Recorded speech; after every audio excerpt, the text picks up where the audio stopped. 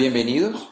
Vamos a hablar acerca de la guía de consenso en coinfecciones, comorbilidades y situaciones especiales asociadas a población VIH en Colombia, en pacientes adolescentes y adultos. Para la Sociedad Colombiana de Infectología es un gran orgullo poder contar con esta plataforma donde sus miembros y las personas interesadas pueden actualizarse con estas guías de consenso.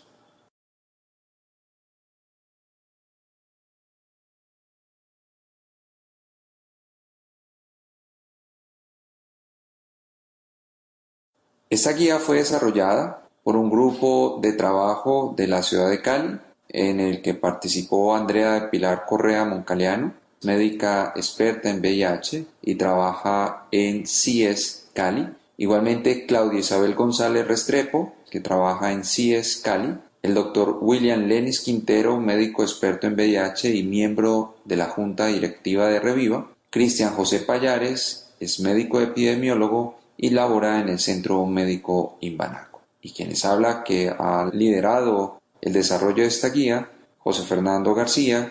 Soy médico internista, especialista en enfermedades infecciosas, máster de VIH-Sida, investigador en coinfección tuberculosis VIH, docente asociado de la Universidad ICESI y hago parte de la Junta Directiva de Reviva.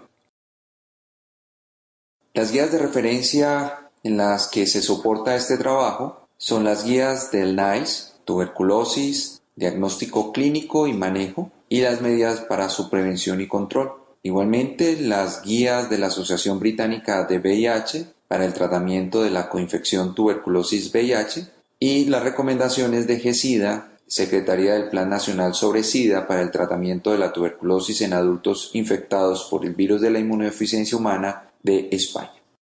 Esta guía busca dar unos puntos, unas recomendaciones para el manejo de personas mayores de 13 años de edad que están coinfectados con el virus de la inmunodeficiencia humana y la enfermedad activa por tuberculosis, e igualmente dar directrices para el abordaje de la infección latente por tuberculosis. Y con esto disminuir la carga de tuberculosis a través de la prevención, el diagnóstico y el tratamiento.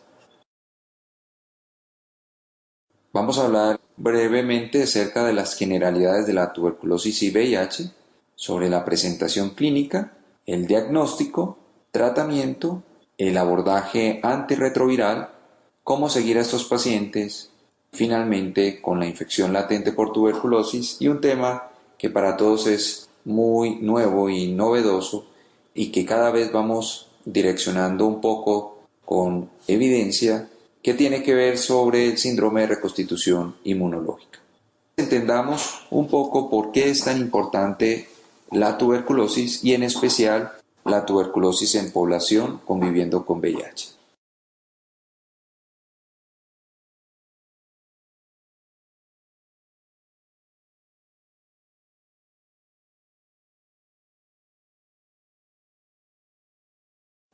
A comienzos de los 80, cuando creíamos que la batalla frente a la tuberculosis se había ganado, empiezan a aparecer, especialmente en San Francisco, Nueva York, en la Florida, casos de tuberculosis en población conviviendo con VIH.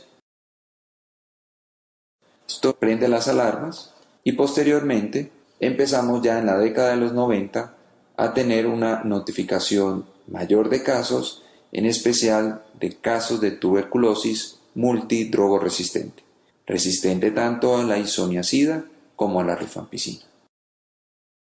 Y empieza a preocuparnos cómo en el 2000 los cepas de XDR, las extensamente drogoresistentes, resistentes a los aminoglicósidos, fluoroquinolonas e igualmente resistentes a la isoniazida y rifampicina, se empiezan a presentar en poblaciones susceptibles como población VIH, población vulnerable y que condiciona alta mortalidad. Para empeorar este panorama, ya empezamos a tener cepas resistentes de tuberculosis totalmente drogoresistente donde la mayoría de los medicamentos disponibles no sirven para el tratamiento de esta enfermedad. Y esto empezamos a verlo en los diferentes congresos internacionales que empiezan a poner a la tuberculosis visible en el campo del VIH. Hoy día, esta situación sigue preocupando. Tuberculosis es la primera causa de muerte infecciosa y en especial en población conviviendo con VIH-Sida. Es el causante del 40% de las muertes en la población VIH.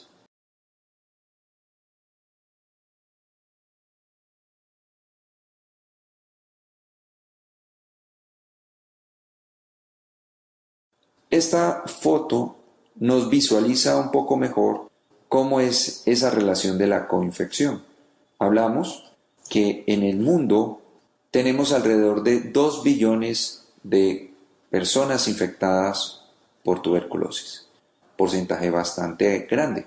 Cada año, 10 millones de casos son diagnosticados de tuberculosis y desafortunadamente 1,5 millones de personas fallecen por la tuberculosis.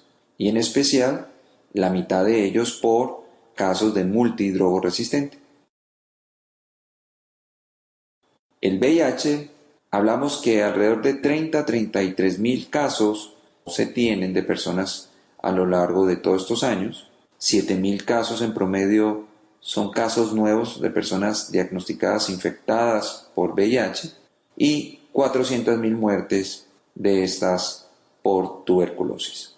Entonces vemos una población susceptible en un mundo donde tenemos una prevalencia importante de tuberculosis y hablamos que esa coinfección puede representar alrededor del 11%. ¿Cuál es la situación en Colombia? Aunque estos datos desafortunadamente no son los datos que nos permitan tener una vigilancia activa, las cohortes se van analizando casi 6 meses, un año después de haber finalizado el año, nos reflejan que, si vemos, nos estamos moviendo desde el 2005 en los mismos 11,000 y 12,000 casos de tuberculosis en todas las formas. Esto nos dice que la incidencia más o menos en Colombia puede ser de 30 casos por 100,000 y hay zonas geográficas como el Valle del Cauca donde esta incidencia puede llegar a 40 casos por 100,000. De estos casos notificados por tuberculosis, vemos que la coinfección puede ser alrededor del 14%, un poco mayor de lo que estamos viendo a nivel mundial. Entonces, estamos identificando una población vulnerable de VIH que está desarrollando tuberculosis. Y lo que es preocupante es que muchos de estos pacientes que tienen VIH ya tenían conocimiento del diagnóstico al momento de presentarse la tuberculosis, situación que nos podía haber permitido generar estrategias de prevención y así disminuir el número de casos. También preocupa que un poco más de la mitad de los pacientes empezaron terapia antirretroviral, cuando hoy sabemos que todos estos pacientes deberían haber iniciado terapia antirretroviral. Y es una incertidumbre el conocer cuántos de nuestros pacientes que están en nuestras cohortes de VIH reciben una pauta quimiopreventiva con isoniazida. En un estudio pequeño hemos evidenciado que solo el 12% de los pacientes inician una pauta quimiopreventiva, o más bien finalizan, porque en el transcurso desde la formulación hasta la dispensación hay problemas administrativos que limitan el que estos pacientes puedan acceder a estas pautas quimiopreventivas. La infección por VIH hace que estos pacientes sean susceptibles al desarrollo de la tuberculosis. Y vemos en esta diapositiva del doctor Santín, español, cómo nos identifica a la población VIH ese riesgo relativo de entre 20 a 100. Sabemos que un paciente VIH tiene un riesgo de 10% por año de desarrollar tuberculosis si no recibe terapia antirretroviral. También vemos acá diferentes poblaciones como la trasplantada que tienen un riesgo también un poco mayor, pacientes en falla renal, terapias biológicas y otras condiciones como es la diabetes. Si ustedes ven, de primero vemos a la infección por VIH, quien es el que tiene un riesgo relativo mucho mayor. La presentación de la tuberculosis puede ser pulmonar o extrapulmonar. En la tuberculosis, en el paciente conviviendo con VIH, la mayoría de los casos es pulmonar cuando tienen un sistema inmunológico no tan comprometido, pero cuando su sistema inmunológico es bastante deficiente y hablamos con recuentos de CD4 menores de 200, las presentaciones extrapulmonares son las más habituales. Compromisos a través del sistema nervioso central, ganglionar o compromiso diseminado miliar, compromiso de huesos y articulaciones o genitourinario. Aquí vemos dos fotos de un paciente con una tuberculoma y un paciente que tiene un compromiso a nivel de las ganglios, una tuberculosis ganglionar que durante su manejo presentó un síndrome de reconstitución inmunológica.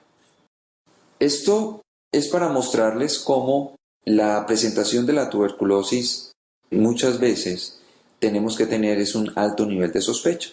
Este estudio que desarrollamos en la Universidad de Barcelona, en el Hospital Clínico, con varios hospitales de Cataluña, pudimos identificar que la presentación pulmonar fueron alrededor de 32 casos. Esto fue un estudio que se llevó entre el 2005 y el 2009. Vimos cómo estos pacientes presentaban fiebre tanto en la tuberculosis pulmonar como en la tuberculosis extrapulmonar, pero si ustedes ven, la pérdida de peso, la tos, no era algo que fuera frecuente en la presentación de la tuberculosis, lo que hace que no todos estos pacientes pues tengan los síntomas clínicos que conocemos de la tuberculosis como la fiebre, la sudoración, la pérdida de peso, el cansancio, la astenia y la dinamia. Esto hace que el retraso diagnóstico sea muy frecuente. Aquí vemos como, por ejemplo, muchos de estos pacientes tuvieron retrasos diagnósticos de más de 30 días y estamos hablando que más de la mitad de los casos, especialmente en los pacientes pulmonar, que es preocupante porque esto nos dice que son los pacientes que son bacilíferos y que van a continuar con la cadena de transmisión y que debemos acortar prontamente. Este mismo estudio lo llevamos en Colombia, especialmente en una población concentrada que tenemos en la ciudad de Cali, en la Fundación Valle del Lili, desde el 2007 hasta agosto del 2013, con 105 pacientes. La tuberculosis pulmonar vemos que fue la más frecuente frente a la extrapulmonar, y aquí vemos como en el pulmonar la fiebre, la pérdida de peso y lo que es llamativo, la tos, no es uno de los síntomas que se presenta con mayor frecuencia. Por lo tanto, esto nos obliga siempre a considerar un paciente con fiebre y pérdida de peso, debemos ir a buscar la tuberculosis. La tuberculosis pulmonar, su presentación también va a depender en relación a los recuentos de CD4. Si tenemos un sistema inmunológico adecuado, y aquí vemos en esta barra roja, la presentación pulmonar es la más frecuente, pero cuando los CD4 empiezan a verse comprometidos, vamos a mirar en esta barra ya no tan sólida que la tuberculosis extrapulmonar empieza a ser mucho más frecuente. Esto fue lo que se evidenció en una cohorte del Hospital Clínico en Barcelona que me facilitó el doctor Gatell.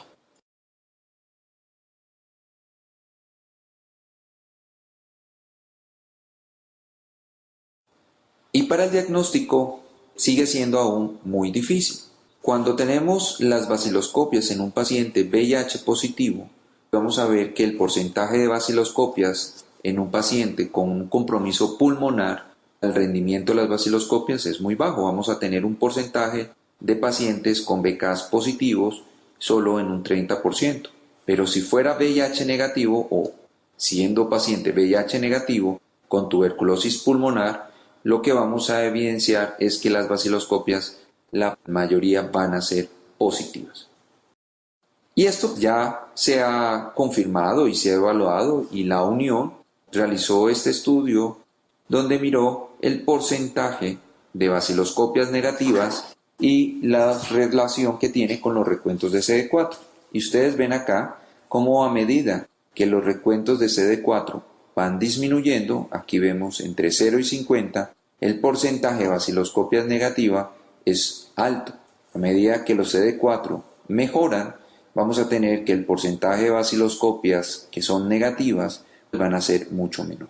Esto es importante tenerlo siempre en mente, porque un paciente que consulte con fiebre, con cansancio, sudoración, síntomas respiratorios, estamos considerando una tuberculosis y si sus CD4 son bajos, la probabilidad de tener baciloscopias negativas.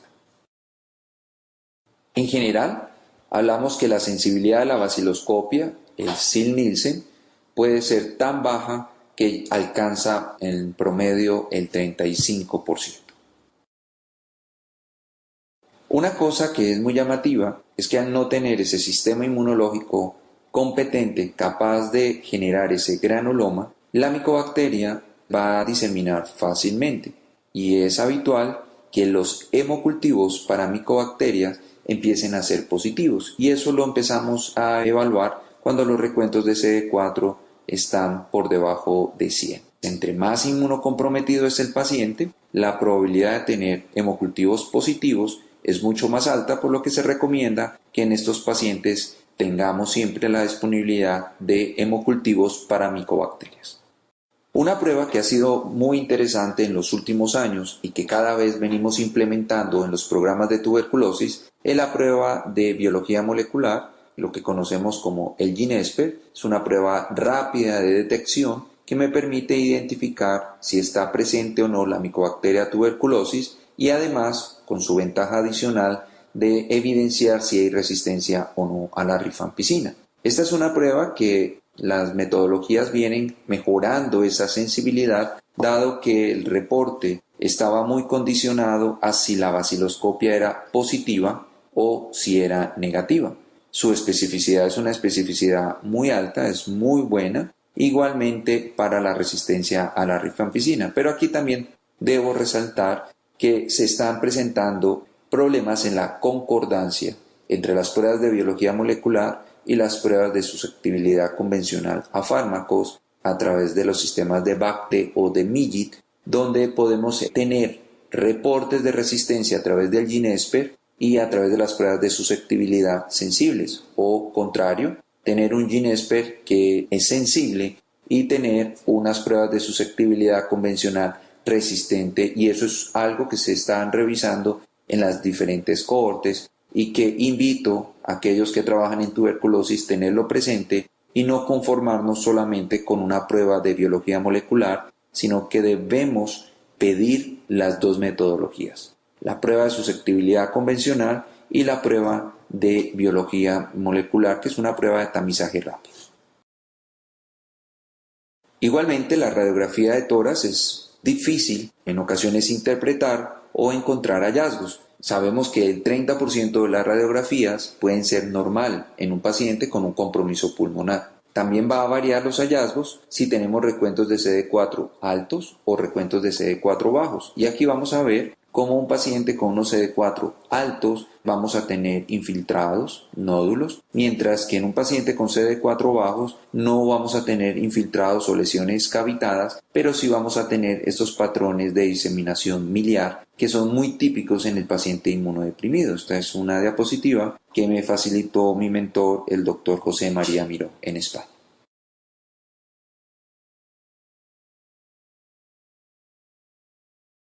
Entonces, las recomendaciones que nos deben ir quedando claro es que en la evaluación del paciente con sospecha de tuberculosis debemos realizar baciloscopias de esputo, cultivos para micobacteria, pruebas rápidas de biología molecular y pruebas de susceptibilidad convencional a fármacos de la tuberculosis en zonas geográficas donde tengan una resistencia elevada. Igualmente, debemos solicitar una radiografía de tórax postero-anterior y lateral, y esto para el consenso tuvo una fuerte recomendación. Paciente que tiene una sospecha de una tuberculosis extrapulmonar, se deben tomar muestras de tejido para biopsias, tinciones, cultivos y pruebas de biología molecular para micobacterias.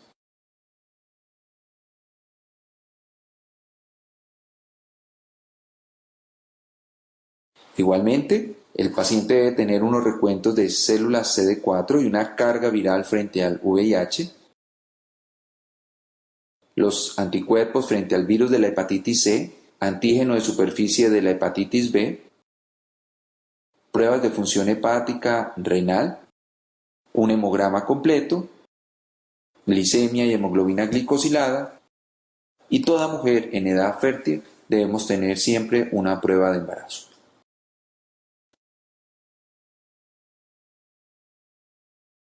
Referente al tratamiento de la tuberculosis, ha habido una dificultad en los programas de tuberculosis en poder brindar o administrar el mejor tratamiento a los pacientes. Hoy en Colombia contamos con la dosis fija combinada del tratamiento de la tuberculosis que lleva isoniazida, rifampicina, pirazinamida y etambutol. Estos medicamentos vienen en esta dosis fija combinada que permite tanto para el programa y para el paciente que se administre de forma fácil, sencilla y se ha normado en un tratamiento estándar en general para la tuberculosis 56 dosis y 56 dosis en la fase de continuación. Pero en la población con VIH aquí ya sí hay unos cambios. Y esto ya lo venimos conociendo desde hace más de 10 años y esta diapositiva me dice cómo un paciente sin VIH y un paciente con VIH, ya el tratamiento empieza a generar unos cambios. Que eso es lo que todos debemos tener presente. La administración del tratamiento de la tuberculosis viene a ser diferente en la segunda fase, ya que la frecuencia no puede ser 3 veces a la semana. Debe ser administrado diario y esto debe ser para todos los pacientes que tienen infección para VIH. La administración de 3 veces a la semana no es una estrategia adecuada para el paciente que está viviendo con VIH. Tienen que tenerlo presente que esto no se debe administrar. ¿Y esto por qué? Porque Stephen Long en África evidenció que estos tratamientos intermitentes en la población con VIH y especial aquellos que estaban muy inmunocomprometidos fracasaban más. No morían, pero sí fracasaban. En diferentes estudios se ha podido corroborar cómo los pacientes que llevaban un tratamiento interdiario y un tratamiento diario podían verse afectada no la mortalidad o la curación, pero sí la recaída temprana en los primeros 2 años de haber finalizado el tratamiento de la tuberculosis. También ha sido muy discutido si administrar 6 meses o 9 meses, dado que esto en términos generales la mortalidad no se ve comprometida, pero sí la recaída. Y hoy sabemos que estos 9 meses de tratamiento se deben plantear en pacientes que tienen condiciones que no es el pulmón, como a nivel óseo, a nivel articular y a nivel del sistema nervioso central. Por la penetración que tienen los fármacos, sí debería plantearse tratamientos de al menos de 1 año. Por lo tanto, consideramos que tiene una fuerte recomendación y fue un consenso de las personas que participamos en la guía que todo el manejo de la tuberculosis y VIH debe hacerse a través de centros integrados en el manejo de la coinfección. El tratamiento estándar de la tuberculosis debe ser para el tratamiento de la tuberculosis pulmonar 6 meses de un tratamiento diario con rifampicina, isoniazida, suplementado en la fase inicial de 2 meses con pirazinamida y etambutol y posteriormente a los 4 meses de isoniazida y rifampicina. En tuberculosis extrapulmonar, ósea, articular o en lesiones cavitadas pulmonares o pacientes que persisten con BK cultivo al mes 2 positivo, se debe extender el tratamiento a 9 meses, donde los 2 primeros meses los 4 medicamentos de isoniazida, rifampicina, pirazinamida y etambutol y posteriormente 7 meses de isoniazida y rifampicina. Como les comenté previamente, la tuberculosis extrapulmonar, esta sí debe ser llevada a 12 meses, dado la pobre penetración que tienen la mayoría de los medicamentos de la tuberculosis. Cuando no podemos administrar la rifampicina, se debe utilizar la rifabutina, pero aquí sí tenemos un inconveniente en el país porque la rifabutina no está disponible.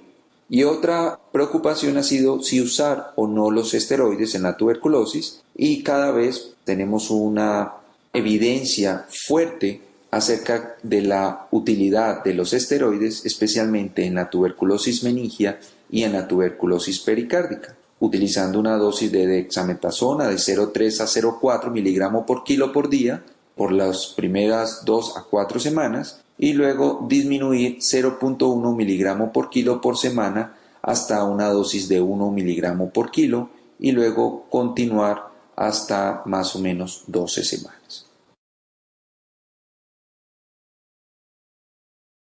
Ahora, un poco acerca de la terapia antirretroviral. Lo que nos debe quedar claro es que todo paciente con tuberculosis y VIH debe iniciar terapia antirretroviral. Como les mostré en la diapositiva inicial, veíamos cómo el 61% de los pacientes en Colombia estaban iniciando terapia antirretroviral. Situación que preocupa, porque es conocido que aquellos pacientes, aquí vamos a mirar qué pasaba entre el 93 y el 96, cuando no tenían la terapia antirretroviral altamente efectiva y el paciente desarrollaba tuberculosis. Si ustedes ven esta línea sólida, a los 12 meses la mortalidad era casi del 48%. Y aquellos pacientes que estaban ya en terapia antirretroviral, y vemos a partir que se introduce los fármacos antirretrovirales, la sobrevida era un poco mejor y estamos viendo cómo la mortalidad era del 14% a los 12 meses. Por lo tanto, esta evidencia nos sugiere que todos nuestros pacientes deben iniciar terapia antirretroviral. La inquietud es ¿en qué momento? ¿Un inicio temprano o un inicio tardío? ¿A qué se refiere un inicio temprano? Empezar el tratamiento muy rápido posterior a haber empezado el tratamiento de la tuberculosis, o un tratamiento tardío. Empezamos el tratamiento, esperamos que pase la primera fase y ahí empezamos el tratamiento antirretroviral. Aquí se generó mucha controversia y discusión a lo largo de los últimos años, y esto era soportado porque si yo empezaba el tratamiento muy temprano, iba a tener interacciones farmacológicas o iba a tener que cambiar fármacos de la terapia antirretroviral, o el riesgo era la reconstitución inmunológica. Pero si yo empezaba el tratamiento muy tarde, lo que iba a generarse era un aumento en los eventos definitorios de SIDA y de muerte.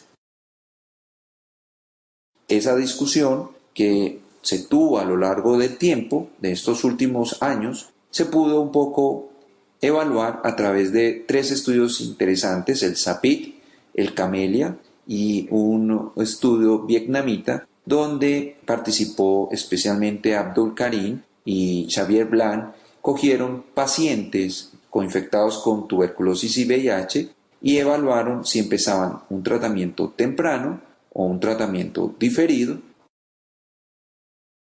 Este es el estudio de Xavier Blanc, que pueden encontrar en el New England Journal, publicado en el 2011, y evidenció que la sobrevida de los pacientes que empezaban en el grupo temprano como en el grupo tardío no había mucha diferencia.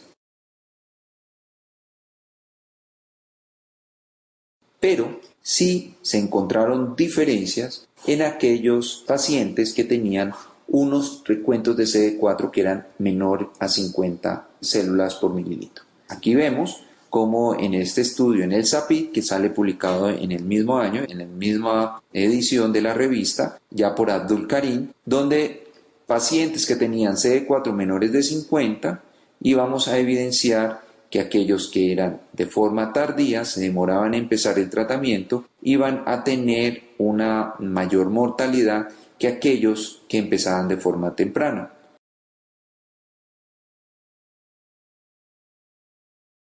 Y aquellos que tenían recuentos de CD4 menores de 50 no se evidenciaban diferencias en la mortalidad. Entonces ya empezamos a ver que este estudio nos abre un panorama para las personas que están mucho más inmunocomprometidas.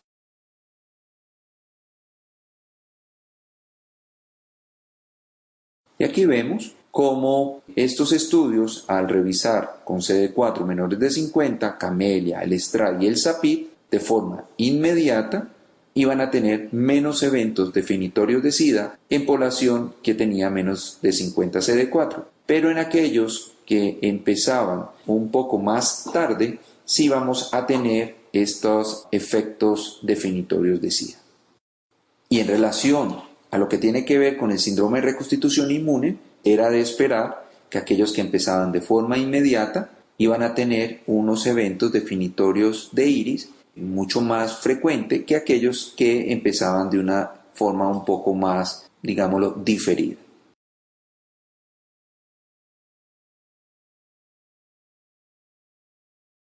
La recomendación en el caso del tratamiento del VIH, de cuándo iniciar la terapia antirretroviral, hablamos que con CD4 menores de 50 se debe empezar una pauta antirretroviral las 2 semanas posterior al inicio del tratamiento de la tuberculosis.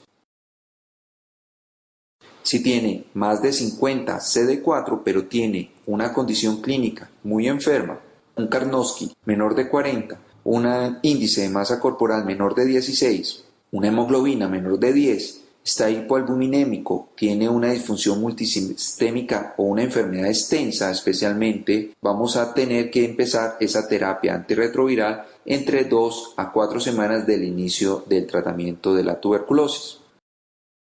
Si el paciente tiene más de 50 CD4 y es un paciente estable, podríamos esperar entre 8 a 12 semanas. Ya en las mujeres gestantes se procura empezar lo más pronto posible y esto es por evitar la transmisión materno-fetal. Y ahora, ¿qué fármacos antirretrovirales utilizar? Cuando revisamos los textos guías de la Organización Mundial de la Salud y documentos científicos, nos hablan que de forma habitual podríamos estar utilizando los inhibidores de la transcriptasa inversa que tenemos y aquellos inhibidores de la transcriptasa no nucleósidos como efavirenz, nevirapina y unos inhibidores de proteasa. Pero desafortunadamente tenemos que entender que estos fármacos, y los resalto en rojo, tienen unas interacciones farmacológicas que hacen que estos fármacos no se deban utilizar. Y vamos a explicar un poco el porqué. Miremos qué pasa con los inhibidores de la transcriptasa inversa no nucleósidos, donde miramos el efavirenz y la nevirapina, cuando lo administramos con rifampicina. Aquí vamos a tener el área bajo la curva y la concentración mínima, y vemos cómo el efavirenz puede disminuirse la concentración acercándose a un 30%, y la nevirapina es evidente que la concentración mínima se ve comprometida un 70%. Por lo tanto, la nevirapina sería un fármaco que no debemos utilizar con la rifampicina porque se ve afectado su perfil farmacocinético. Es un medicamento que está proscrito, no lo podemos utilizar y esto va a condicionar fracasos virológicos. Los inhibidores de la integrasa, fármacos nuevos, novedosos, que tienen unas interacciones farmacológicas que se han también estudiado y que hoy día tenemos disponible raltegravir, dolutegravir. Estos son los fármacos que se han podido evaluar con la tuberculosis. Debemos recordar que estos medicamentos, cuando se hicieron sus estudios de farmacocinética, en especial el raltegravir, se evidenció que era un fármaco que se veía comprometido su concentración máxima y el área bajo la curva, y por eso se ha promovido que estos medicamentos se den el doble de la dosis. En el caso de raltegravir, 800 miligramos cada 12 horas, y de dolutegravir también debamos aumentar la dosis a 50 miligramos cada 12 horas, pero hay estudios de cohorte donde han evidenciado que el raltegravir, si se administra a la dosis habitual de 400 miligramos cada 12 horas, podría ser seguro, igual de eficaz, y permitir un control virológico y no requerir ajustes de dosis. En este sentido, la decisión que en el consenso se tomó. Miremos qué pasa con los inhibidores de proteasa. Veíamos cómo en muchas de las guías recomendaban el uso del lopinavir, ritonavir. Si ustedes ven en esta diapositiva, cuando administramos la rifampicina, podemos ver cómo el lopinavir se ve afectada la concentración hasta en un 75%. Son fármacos que no deberían utilizarse con la administración de la rifampicina y solo podríamos utilizarlo si tuviéramos rifabutina disponible, porque no se ve afectada la rifabutina a pesar que es una rifamicina, pero su vida media es un poco mayor. Esta diapositiva es para explicarles cómo el lopinavir, cuando lo administramos con rifabutina, aumenta su concentración un 300%, y esa es la razón por la que la rifabutina no la debemos administrar de forma diaria si estuviera disponible. Quienes quieran leer un poco más acerca de este tema de interacciones farmacológicas, los invito a este documento que es en español, fácil de leer, que recoge mucha de esta información y que está disponible a través de la revista de enfermedades emergentes, publicado en el 2008.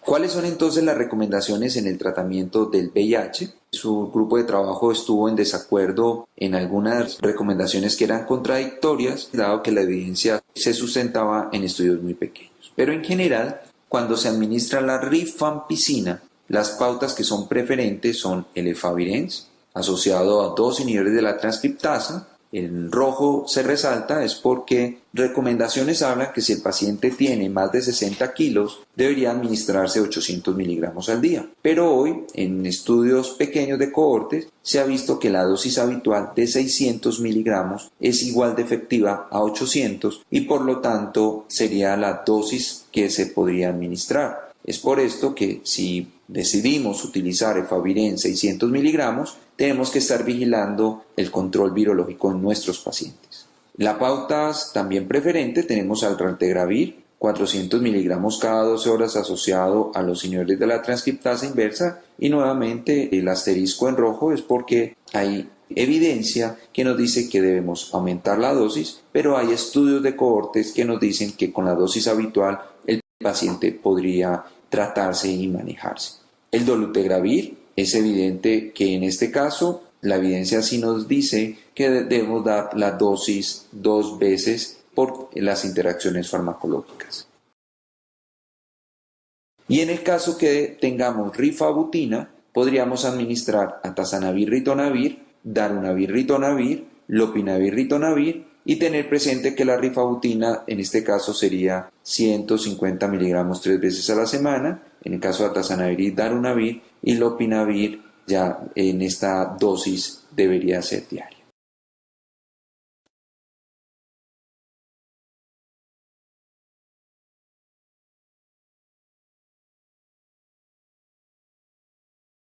En el seguimiento, se debe evaluar clínicamente al paciente a las 2 semanas de haber iniciado el tratamiento antituberculoso y posteriormente mensual hasta que el paciente esté estable, cada mes hasta que finalice la terapia antituberculosa. En pacientes con disfunción hepática, que tengan hepatitis, esteatosis o han tenido eventos adversos a fármacos, se requiere que se esté monitorizando las pruebas hepáticas. Debemos tener presente que la piracinamida se asoció a una mayor hepatotoxicidad en los pacientes conviviendo con VIH.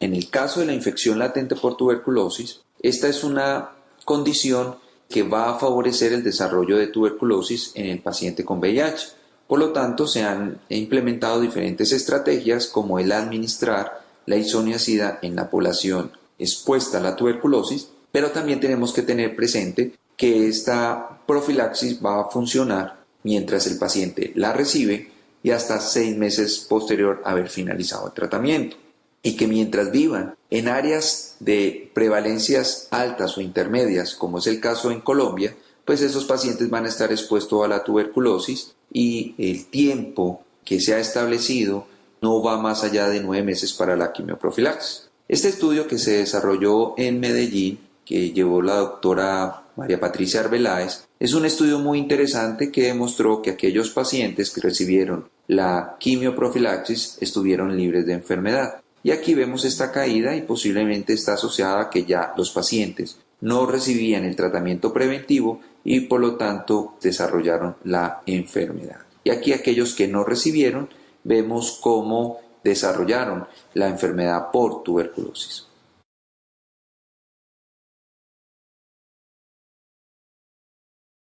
Este estudio también en África ya nos plantea tiempos de prevención un poco mayor. Hablábamos de mientras lo toma, nos protege, pero ¿qué pasa si yo ya no doy 6 o 9 meses, sino que doy 36 meses de isoniazida? Y aquí vamos a ver que aquellos pacientes que llevaron el tratamiento, los 6 meses se suspende, con el paso del tiempo desarrollaron tuberculosis, y aquellos que estuvieron tomando la isoniazida, la prevalencia de la isoniazida fue mucho menor.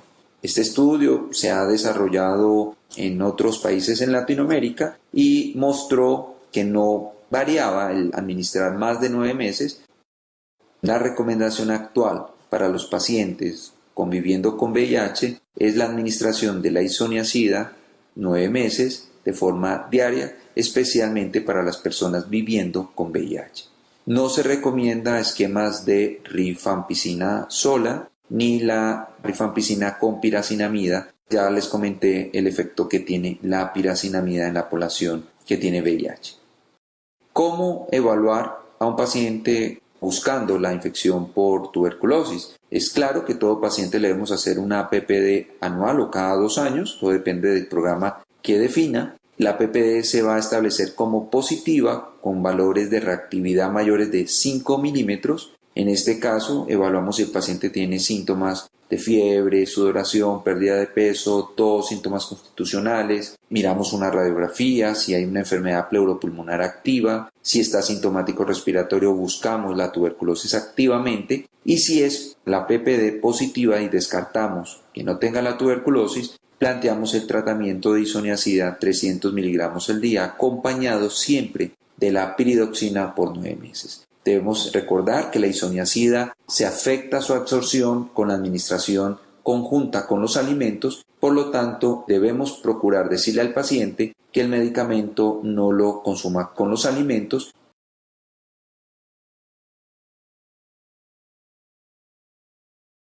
La recomendación entonces del consenso es que aquellos pacientes que tienen CD4 menores de 200 debamos realizar siempre una prueba de PPD y, si es negativa, realizar una prueba de liberación de gamma interferón, que en este momento muchas de las ciudades no tienen disponible. Que esperamos que a futuro esta prueba pueda ser una prueba de rutina. Los recuentos de CD4 entre 200 y 500, realizar una prueba de PPD o un IGRA. En todos debemos descartar una tuberculosis activa cuando tenemos estas metodologías de PPD o IGRAs positivas, y debemos administrar 9 meses de una isoniazida 300 miligramos junto a la piridoxina. Y cada mes estar vigilando las pruebas de función hepática, dado la toxicidad que se puede presentar esta en el 10% de los pacientes.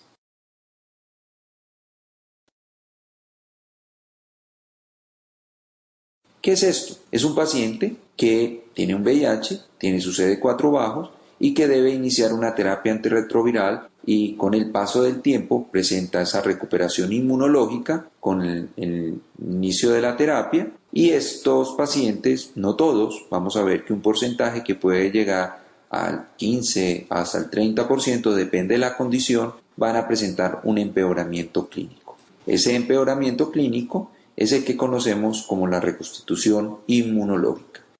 ¿Qué se presenta en los 3 a primeros 6 meses? Es la redistribución, en especial de los linfocitos CD4 de memoria activos que han estado atrapados en el tejido linfoide, y posteriormente la reconstitución, que puede llegar hasta los 4 años a partir de este 6º mes. O sea que yo puedo tener un paciente con una reconstitución inmunológica hasta 4 años después de haber empezado la terapia antirretroviral.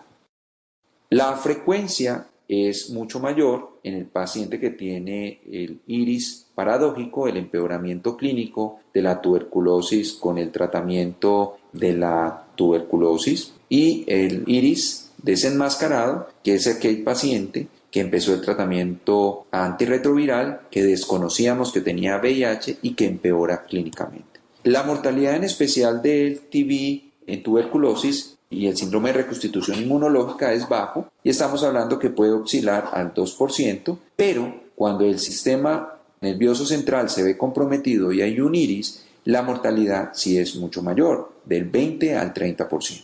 El problema en el iris es la hospitalización y se sabe que 1 de cada 4 pacientes que desarrolla iris va a requerir tratamiento hospitalizado. Esto va a variar mucho de país a país y especialmente en países en vías de desarrollo. La incidencia en iris, aquí vemos como en estudios retrospectivos la tuberculosis ha sido del 15%, en estudios prospectivos en tuberculosis hablamos del 20%, en iris desenmascarado del 18% y el iris paradójico de 7 al 3%, y ya en ensayos clínicos controlados, especialmente en la tuberculosis, como en el estudio SAPIT, donde los pacientes desarrollaron iris en general en el 14%, en el brazo del tratamiento temprano 20% y el tratamiento que fue diferido hasta un 8%.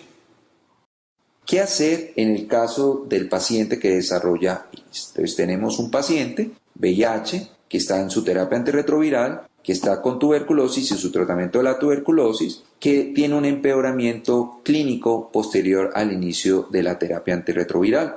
Aquí vamos a evaluar si el paciente tiene una condición leve, donde el uso de antiinflamatorios de los AINES puede ser útil para poder controlar la respuesta inflamatoria sin necesidad de requerir suspender la terapia antirretroviral y se sigue al paciente. Pero ya cuando el iris es moderado a severo, en estos casos se debe evaluar si es necesario o no suspender temporalmente la terapia antirretroviral y el uso de esteroides, que se ha propuesto prednisona de 1 a 5 miligramos por kilo por 2 semanas, seguido de 0.75 por las siguientes 2 semanas. O hacer debridamiento, donde es muy frecuente los pacientes que desarrollan la tuberculosis ganglionar y tienen empeoramiento de sus adenopatías, requerir en esos casos el drenaje. Aquellos que no responden, se ha planteado mantener el uso de los esteroides hasta uso de anti-TNF, si se ha planteado usar talidomida y hay casos descritos de la talidomida, y recientemente lo que tiene que ver con los antagonistas de factor de necrosis tumoral alfa que se han propuesto y que en reportes de series de casos se ha evidenciado su utilidad. Si no responde y la vida del paciente se ve comprometida, se ha planteado suspender la terapia antirretroviral. Espero que esta revisión y este consenso les deje a cada uno de ustedes unos puntos claros en el manejo y en la atención del paciente conviviendo con tuberculosis y VIH. Para finalizar, quiero invitarlos al tercer Congreso Colombiano de Virología Clínica, ASINVIR, que se va a llevar a cabo entre el 24 y 26 de mayo en la ciudad de Bogotá. Muchísimas gracias